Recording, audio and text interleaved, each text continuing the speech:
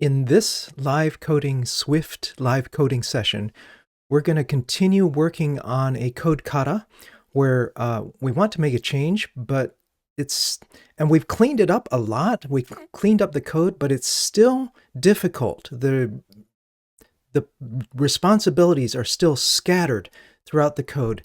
And I feel like it's time to gather those responsibilities into classes so that the classes can take ownership of what, take responsibility. Hey, welcome to the live coding, welcome to the quality coding live stream. My name is John Reed, and there are a couple of people here. Hello. Welcome. Michaela, hey. And first-time chatter, Mac. Welcome. John CVV. Yeah, it's good to have you, folks. I do often watch other things on YouTube at, 1.5 speed, sometimes 2x, so totally get that. Here you get slow, real time. Anyway, my name is John Reed. I am a coach and a trainer at Industrial Logic, where we help teams around the world get better at their craft and get better at working together and delivering what their customers need. But here you are. You get to talk to us, not just to me. You get to talk to each other live, Michaela. And so it's awesome that you're here. So much fun. What else did I want to say? Oh, yeah. Speaking of live, for those who are not live, give it watching on YouTube, give it a like, give it a follow, give it a subscribe. First time on Twitch, Mac. Excellent. And if you're watching on Twitch, give me a follow there so that you get the notifications of when I go live. Wonderful. Let us see where we are.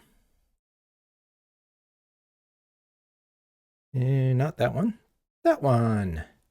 So we are working through this expense report where the goal is to add a lunch with an expense limit of 2,000 pennies, presumably. And that is still kind of hard to do. Let's look at where we are. So here's our expense types. Breakfast, lunch, of course, isn't in there. And let's see what's going on here. So print report is the function, now just 3 lines, that we're bringing under test. It writes a header, it writes the expenses, and writes the totals. Excellent. But we want to add lunch. And how can we do that?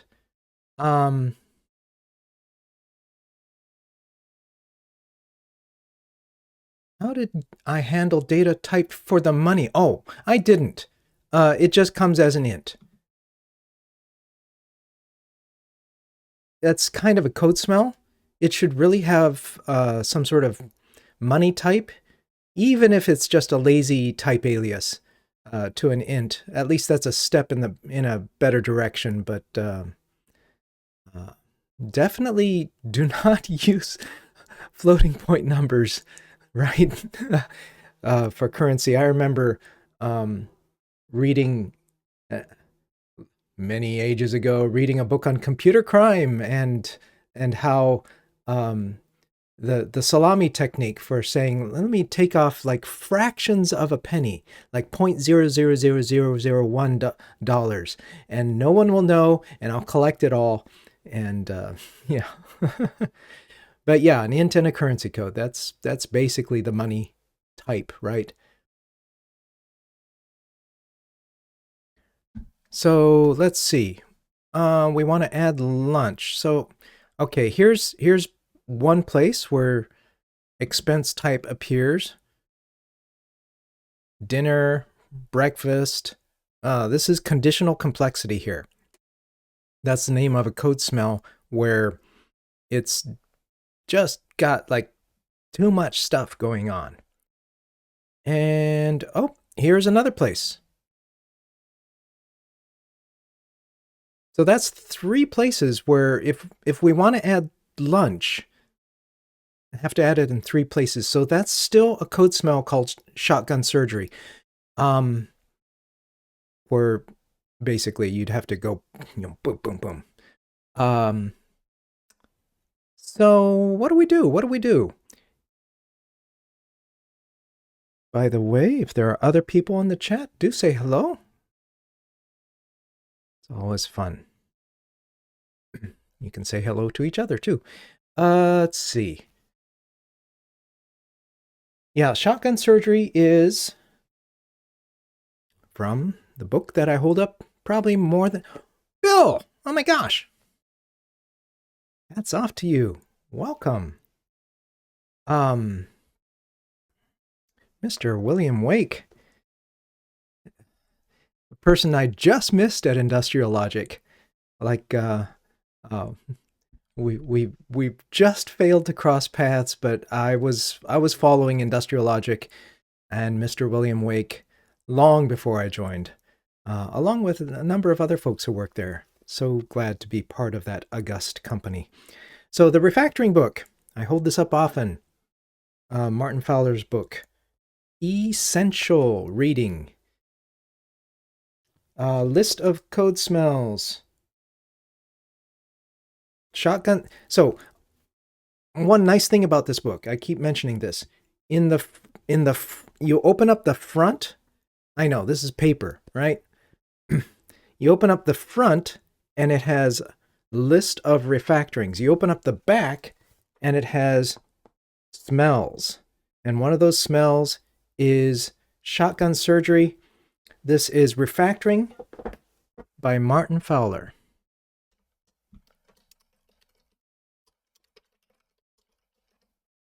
It is one of the books that changed how I code, and maybe this book more than any other influenced, made a complete change in the way I code. That is second edition. I've got, of course, the first one.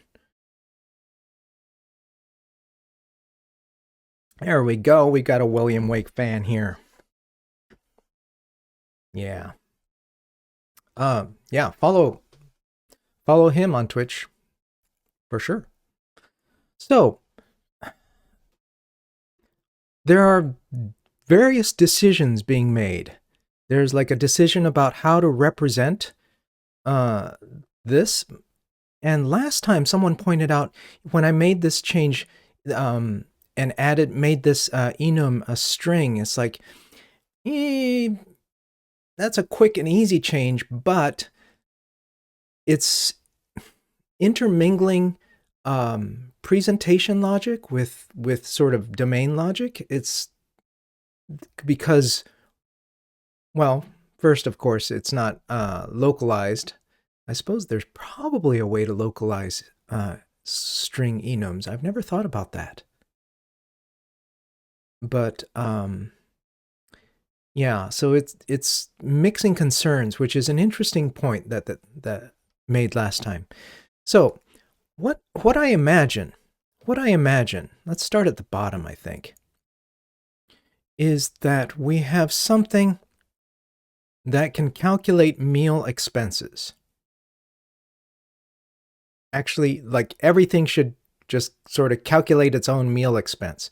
And we have something that can calculate whether it's over the limit. And it should be the responsibility, like it should be dinner's responsibility to know what's my limit and am I a meal, right?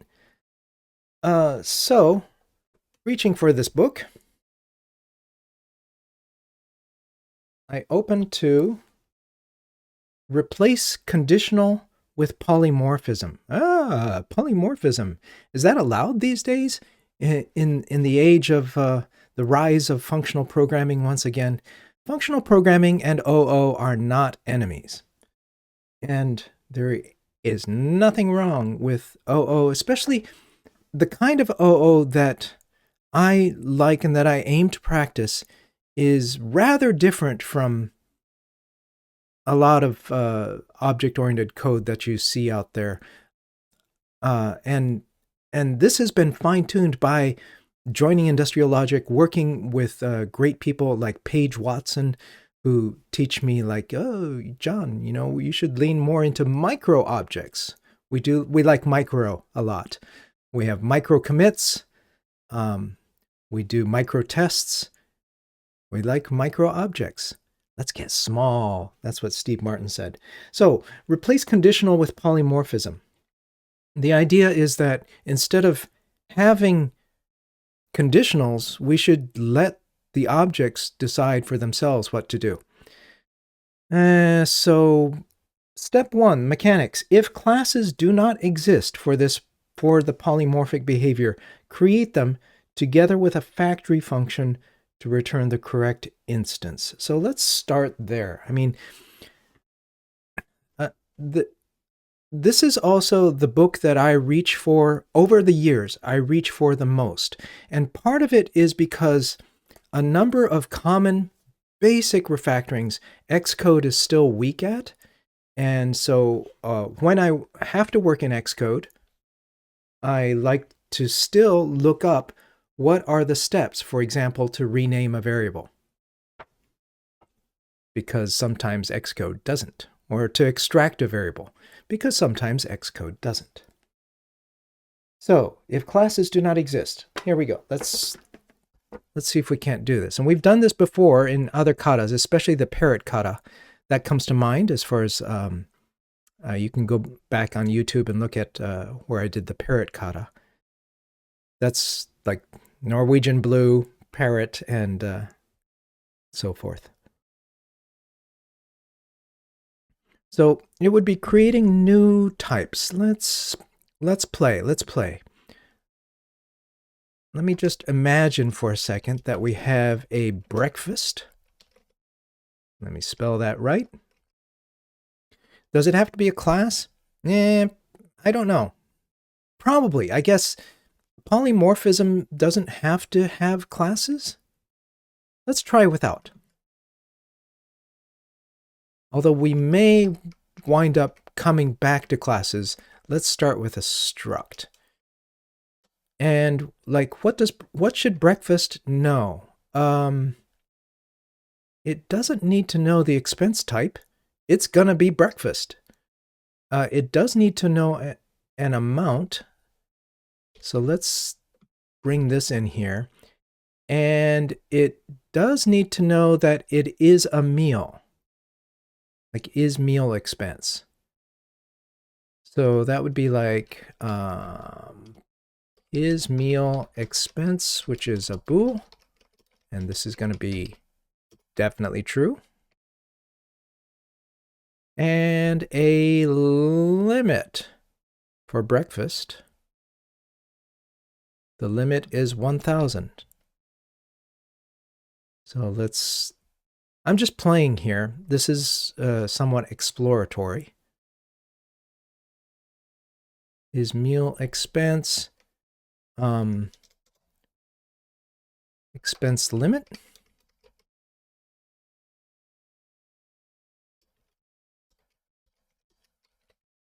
About something like that. Does that make sense? This is what I'm imagining so far.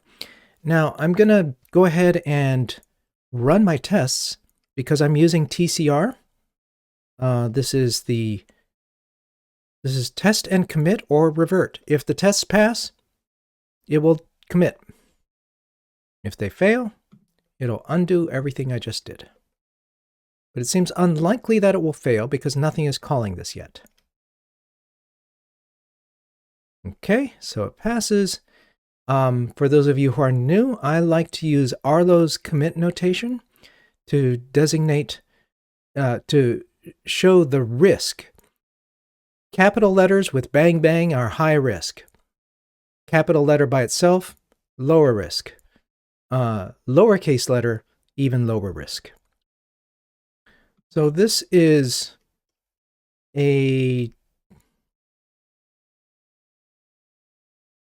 it's kind of a feature that's not really done yet.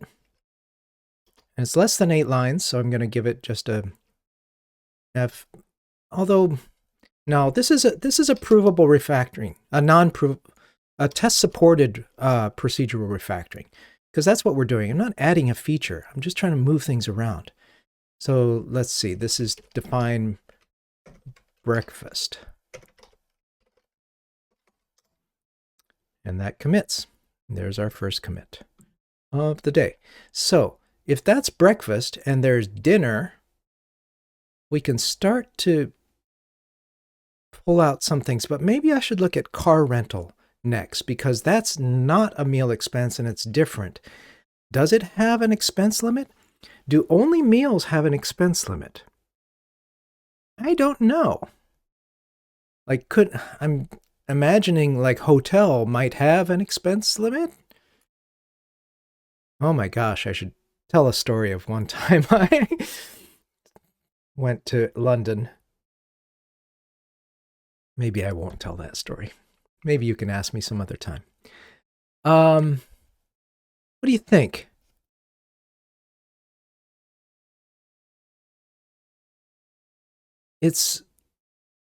There are things so far, expense limits seem to be tied to meals. So this seems like a meal protocol. Meal expense, I'm going to say.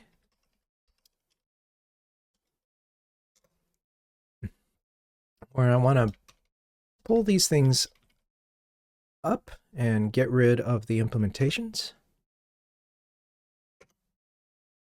And I don't know what, oh, it's like it's angry about something. Okay, so this is,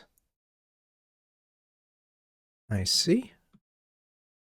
This is getting set. Yeah. This is get only, and this is get only. Right? Let's move in small steps.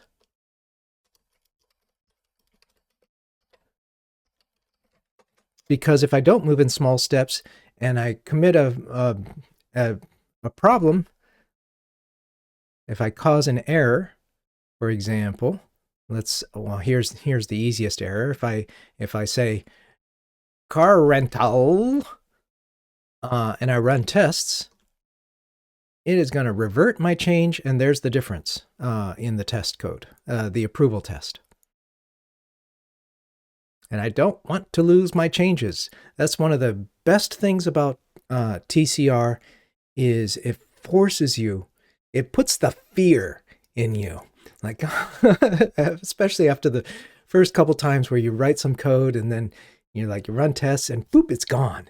It's like, oh no. And the answer is move, get small. So let's see if we can't make this conform to meal expense, right? And I can see that it did that. It shows, app code happily shows that, here, I'll get rid of this.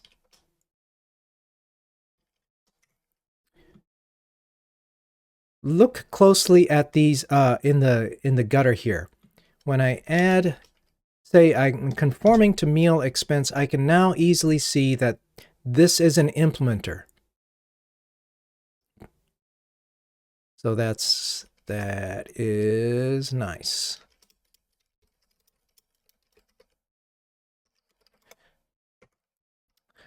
So is TCR something you can add to your project? This is a problem with TCR and Xcode. Technically, you can do it. Sidekick, your free trial expired. I'm very sad. Tears.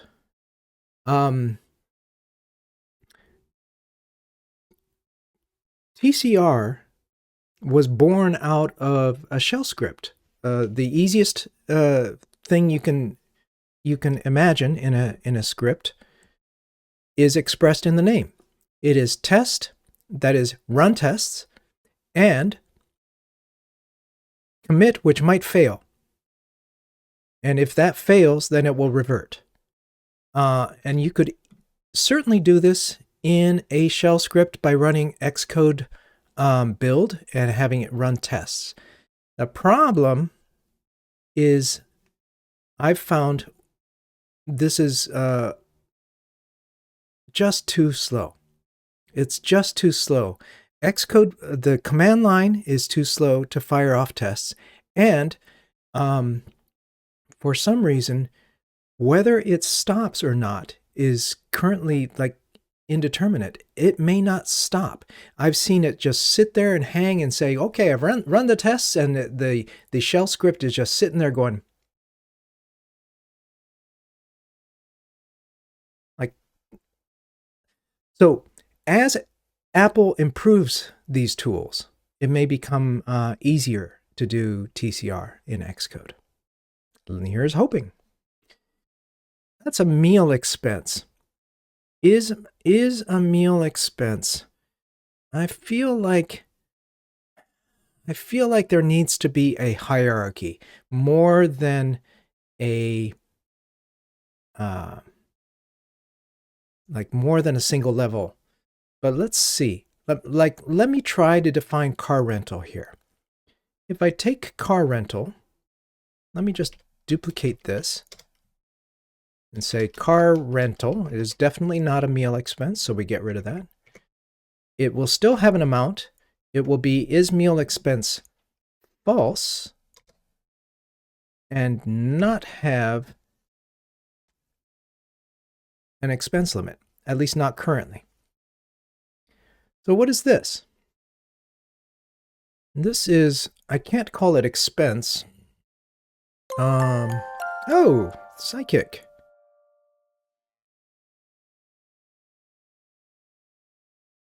My goodness. Thank you for the subscription. So, yeah, is it algebraic data types? I don't, I hadn't thought of that.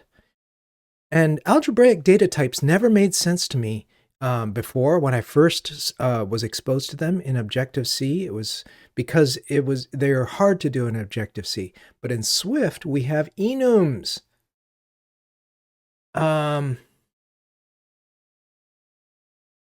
Enums with associated data. So is that a possible solution? I don't know. But let me just, I don't want to lose the car rental here. So I'm going to commit that. Like it. And here, let me duplicate this to make a protocol. Proto-ent? What the heck's that?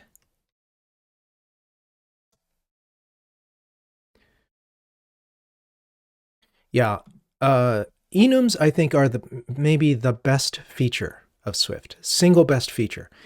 Something as simple as and as common as an optional is an enum under the covers.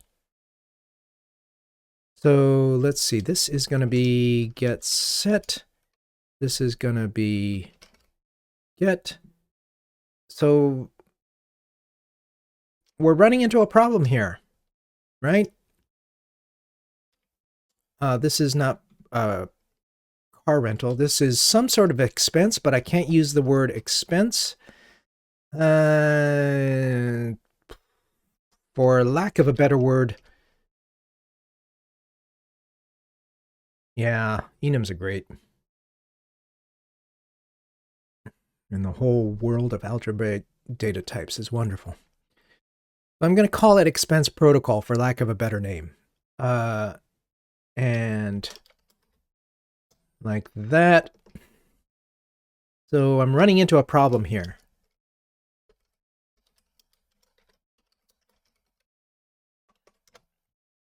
And the problem is that meal expense is essentially a extension of expense protocol. Let's move these things up. Move up. And that's a refactoring.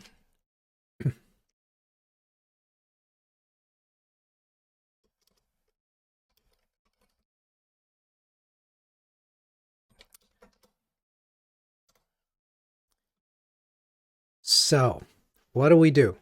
How do we intertwingle these? And the answer may be like we have to stop using a protocol and structs, or we keep a protocol at the top level, and meal expense becomes an abstract class.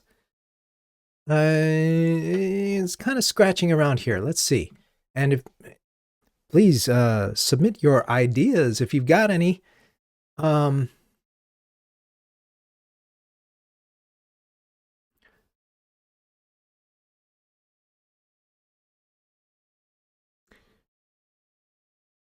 Good conversation there.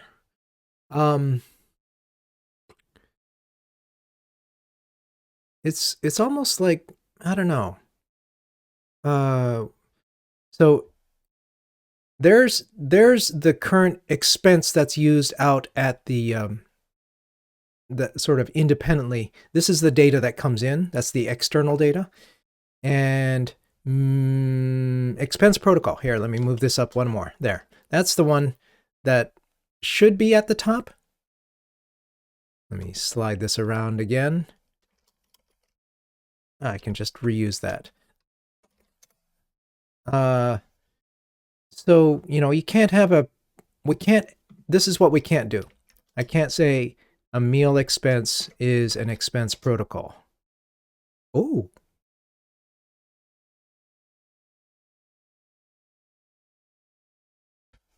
I said I can't.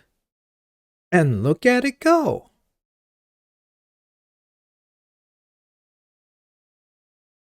I'm surprised. Does that mean, like, if I get rid of those, is this allowed? What the heck is happening? Oh my gosh. What?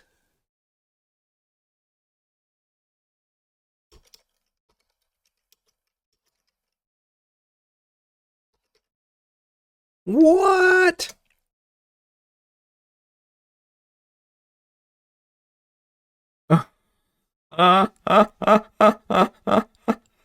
This is amazing.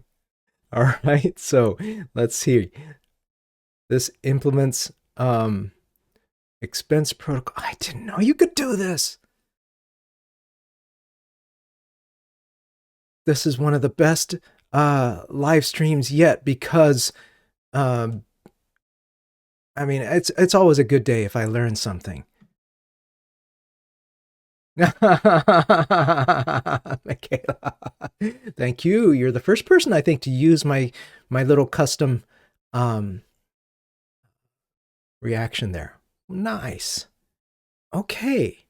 Well then, let's see if I can't continue. Let's make lunch. Lunch is going to be another meal expense. So I'll duplicate that. And the lunch expense limit. Oh, no, we don't have lunch. We have dinner. Yep. Oh, that's another thing that we need. Wait. Revert.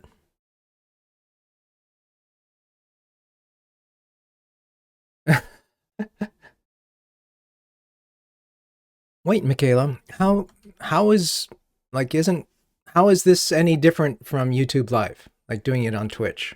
I've never used YouTube Live, so I don't know. I've only consumed it. We're missing one thing, I realized, and this is that I still want to separate the name. Like that should be an aspect of the presentation. So let's include this into the expense protocol. So amount. I guess this will be type name.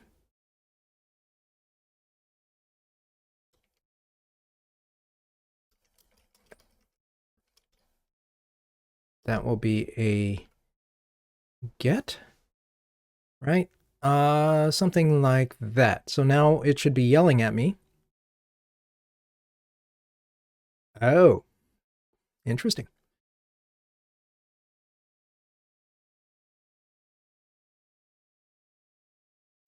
All right, let's add the stubs here. So type name is going to be breakfast. And let's implement this. And just to be safe, I'm going to copy and paste.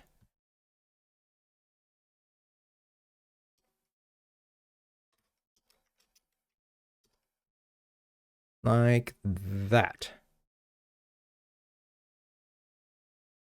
So this is add type name. So now, so almost there, we need to add dinner. So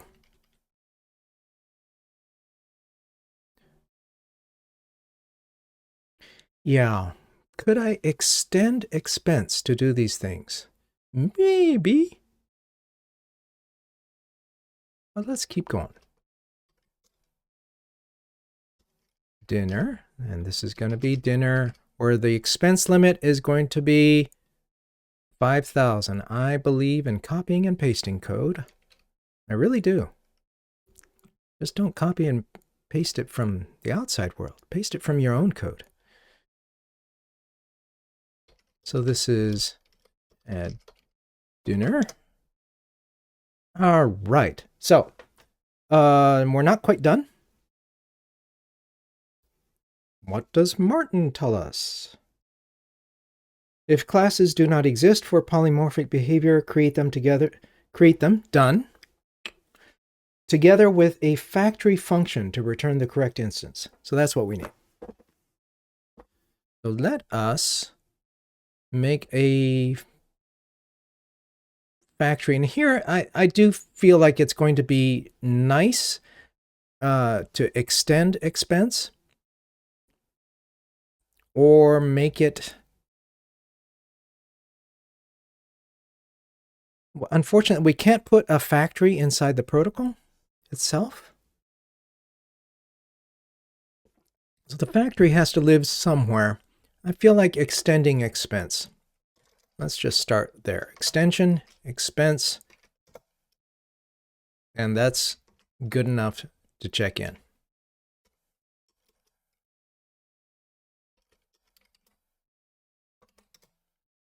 Because now, let's see if I can't add a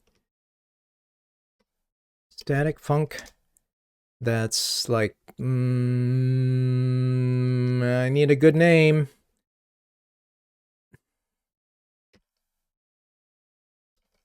I don't know. I'm going to call it make thing. And this is going to return an expense protocol.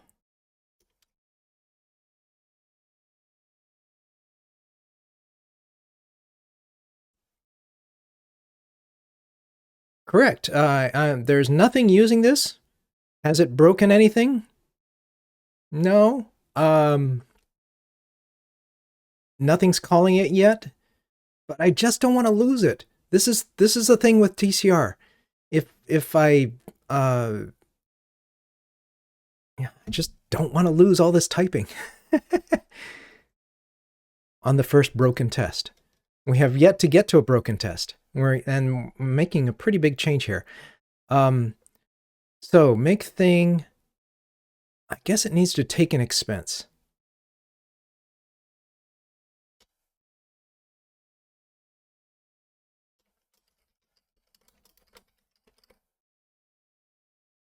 Make thing is a terrible name, but it will do. So here we need to switch on type, expense type.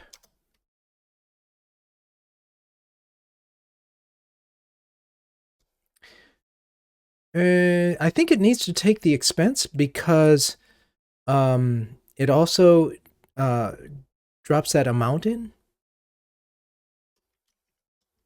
Let's see what happens here. Okay. Breakfast. let us return breakfast of the expense amount. Good. Here, let us return dinner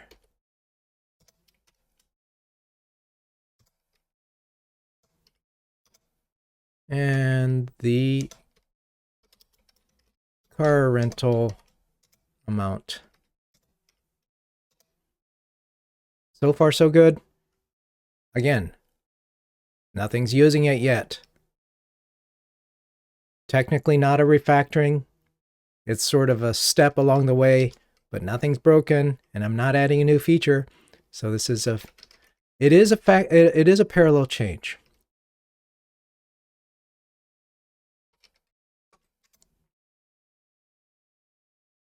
Oh, it isn't a parallel change. Well, like let's see. That's an interesting idea. Can I do it as a parallel change?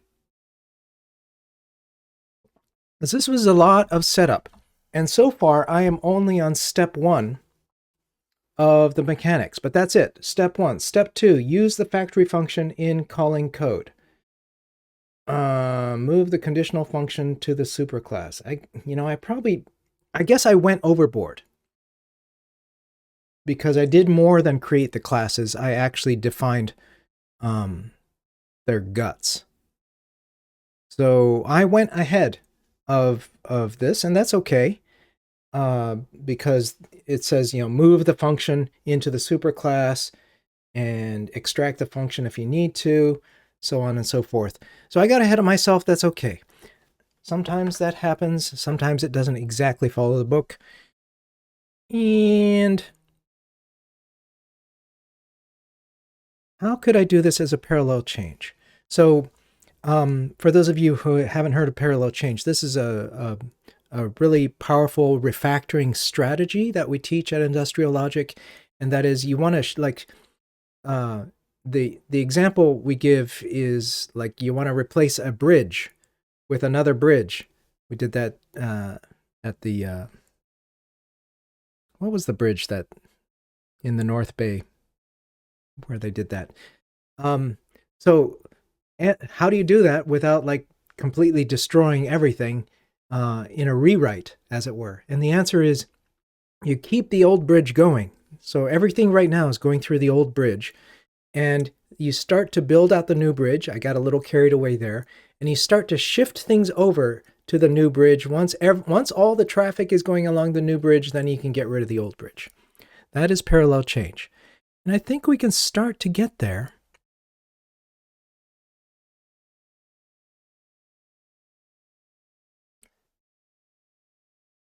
I hope I don't wind up in the weeds.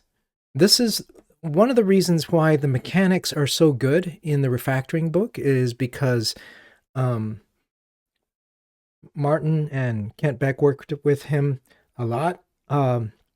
And all the reviewers who contributed to this really focused on like the repeatable steps that are safe. Like what is a point? And that you often see like, take this small step, run tests, take this small step, run tests. No.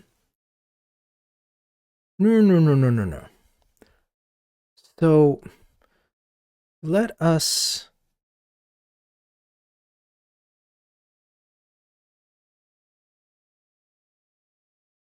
do.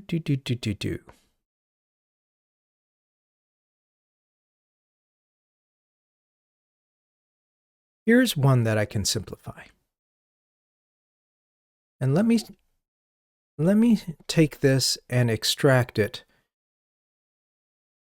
Take smaller steps, John. Should put that in there. Hey, take the smaller steps. Oh, here, I'll just rely on Michaela. Make smaller changes.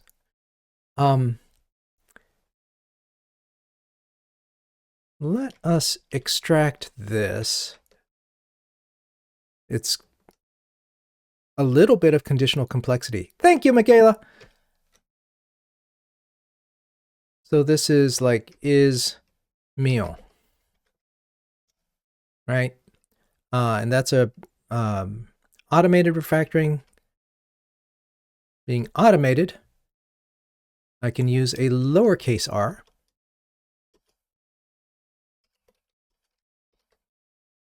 Call this extract method like that.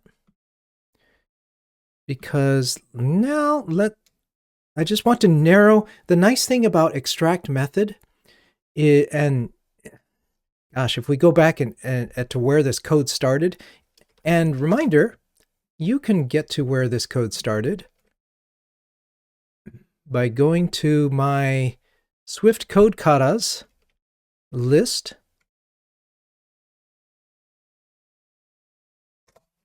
Like that.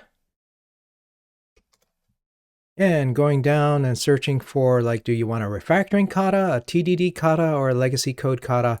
And we're working on expense report. So you can, this is a by far not nearly exhaustive list. There are a world of katas out there. But that's how you can play with this yourself. So a nice thing, well, actually, let me show you where it starts. If we go among the zillion languages that this is in, and let's find Swift. And sources. Here it is. It was one long method here. One long method. That's where we started. A nice thing about extracting methods is it sort of reduces your cognitive square footage, as it were. Rather than dealing with all of this, and the gilded rose is much worse. This is pretty normal, but still messy. We shrink it down to say, okay, let's work on IsMeal. Can I do that? And can I now switch it over? Let's see if I can't say expense, make thing from expense. And this is going to be my new thing. I need better names, but I should be able to say return thing IsMeal expense. I believe this will pass. If it doesn't, it will revert. Boom, boom. So that is a provable make transaction. Start to use factory for IsMeal. Right? So that's a step in the right thing. Transaction, expense.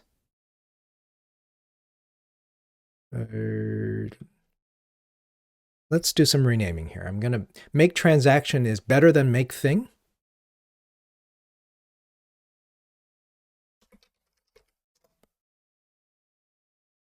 So that's an automated rename. And let's call this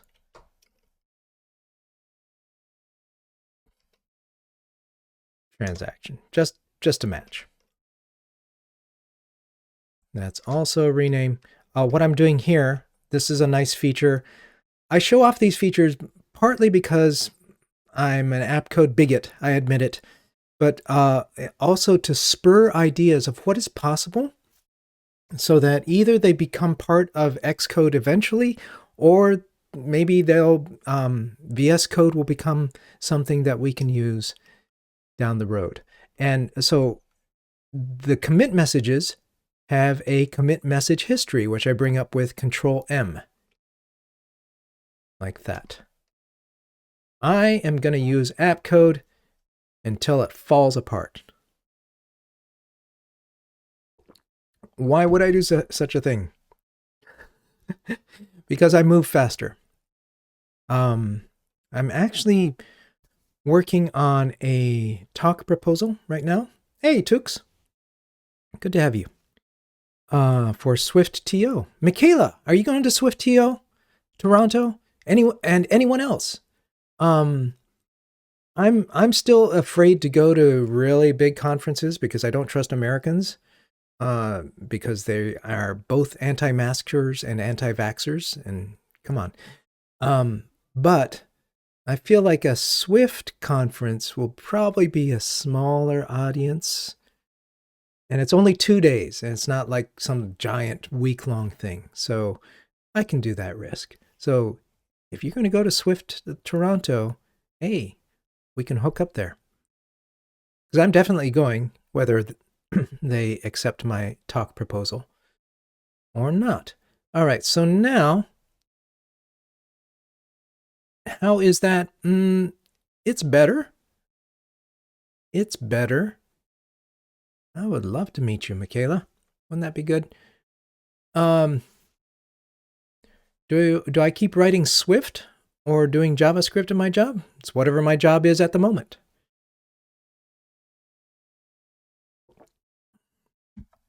Most of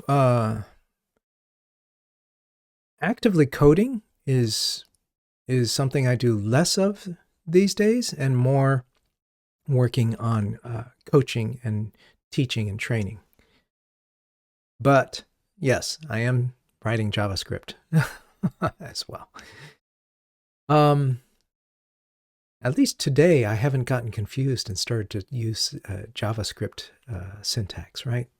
Not yet. How are we doing? Just checking, doing a time check here. I like to keep my sessions at 1 hour because I've got other things I'd like to do, and so do you. Right? Should get outside. It's a nice day here for a change. This this is actually something that could be simplified. Hey, Mud Shark. Alas. Welcome. Yeah, we're ahead of Europe for the next one more week. So then we'll be back in sync.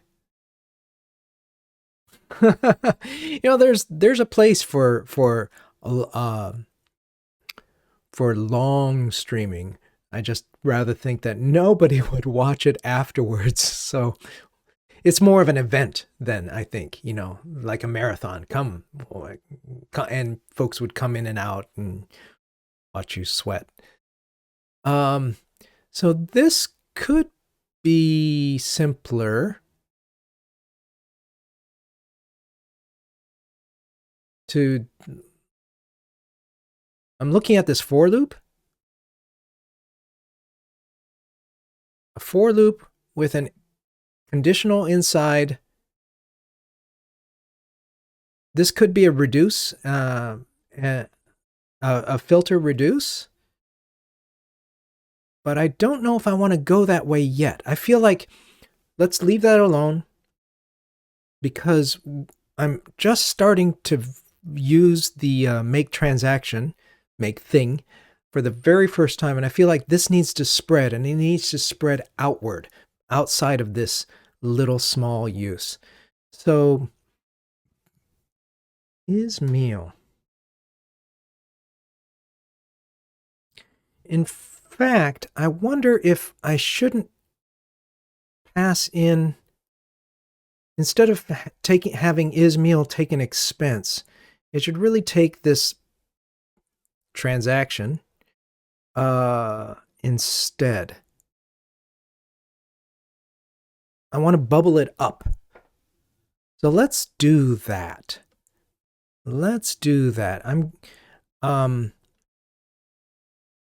App code, even though it is more advanced than Xcode for refactoring, is still behind. This is not state of the art. Other JetBrains IDEs support introduce parameter,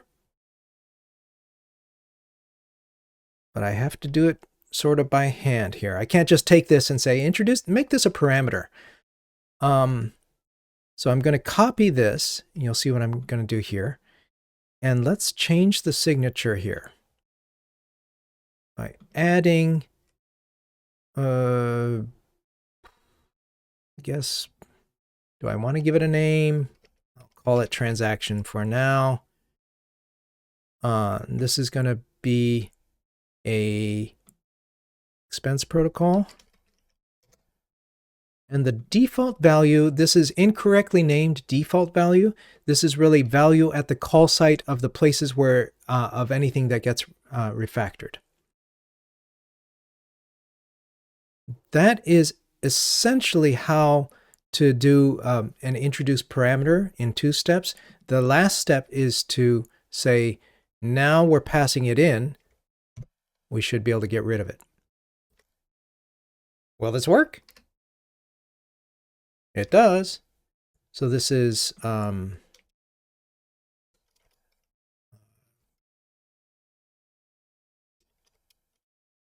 pull up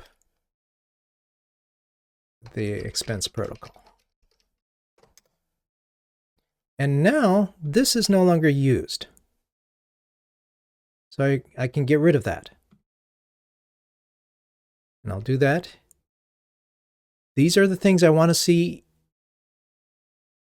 in, if Xcode's not going to do this and app code's going to die, I want to, like, hey, VS Code is like, make it a good home for everybody, and I'll switch when it's time.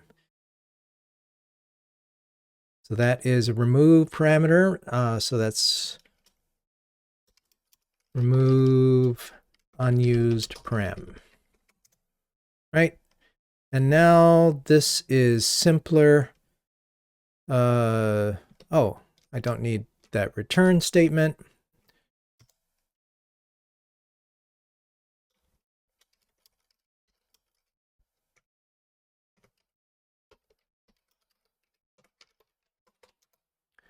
Okay. In fact, do I even need this at all? Look at this. This is something that happens a lot in refactoring. Is you pull, just because you pull something out, that isn't the end of the story. Like, that isn't the final design that you want to live with forever. Another great book is written by Joshua Kirievsky, who is the CEO of Industrial Logic, is Refactoring to Patterns.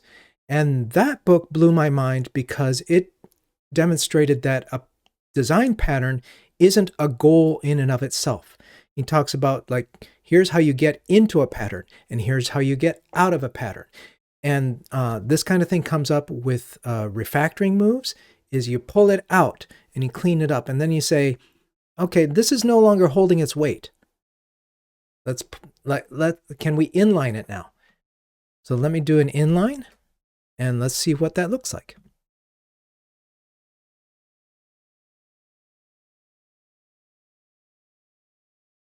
Better, I'd say. I'll keep it.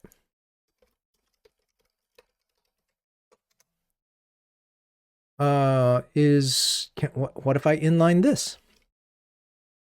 It might become unreadable, but you inline it to see.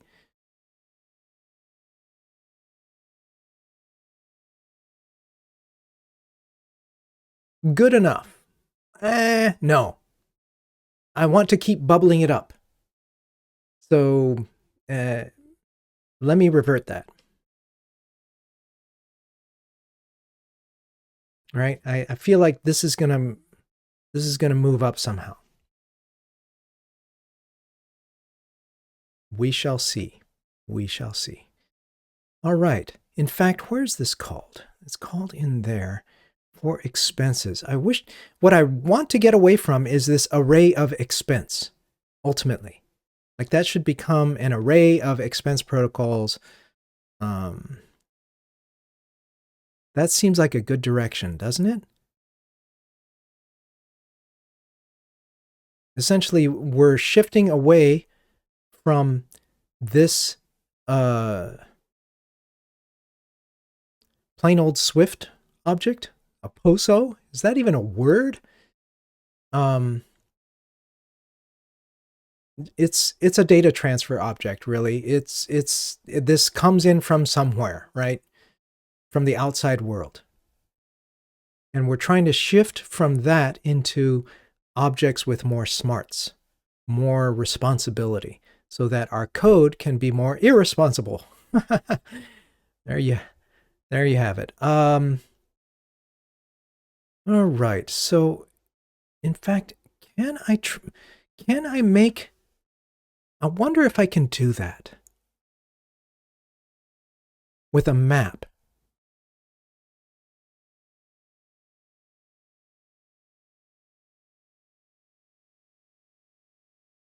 Instead of looping over the expenses, let's see if we can do this. Well, as a last step, instead of looping over this, let us see if we can't take the expenses and map them using make transaction. And this is going to be transactions, right? There we go. It shows the ghost type, which is a nice feature of app code.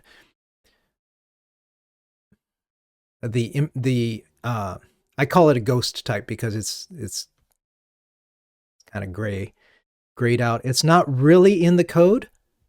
You know, what is that? The inferred type. So if we do this, and instead of looping type hint, thank you, I knew it had a real name. If I loop over transactions instead and comment this out, oh, that ain't right. Bonk.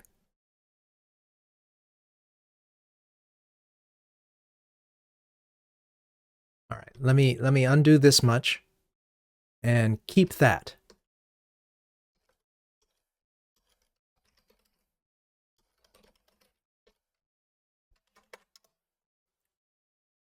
Because this is an error. I couldn't get rid of expense until I get rid of it here, but I should be able to say this is the transaction amount. Good.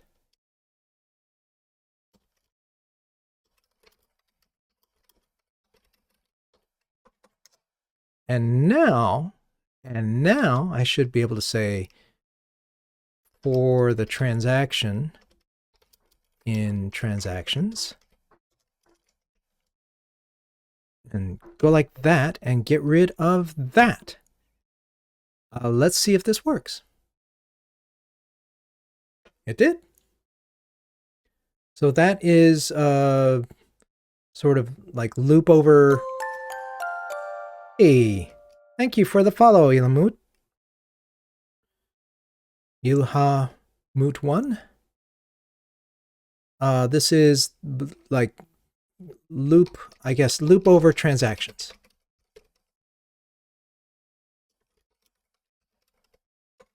Like that. There. This is starting to become something.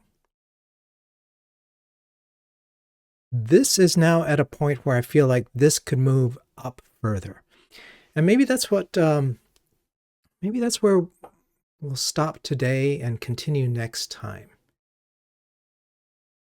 This went in a, one nice thing about doing a code kata is when the code surprises you. This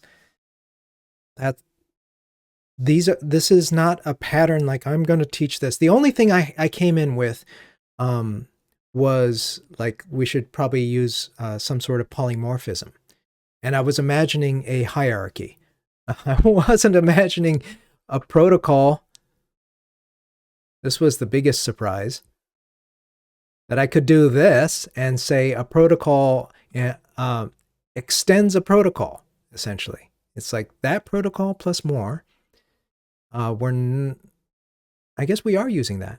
And this was another surprise, is instead of trying to weave it in from the outside, we started small and are trying to like extend it out. Would it be worth filtering before moving it up? Maybe. But and certainly this ought to be filtered. Like this ought to filter stuff here. We'll find out. We'll find out.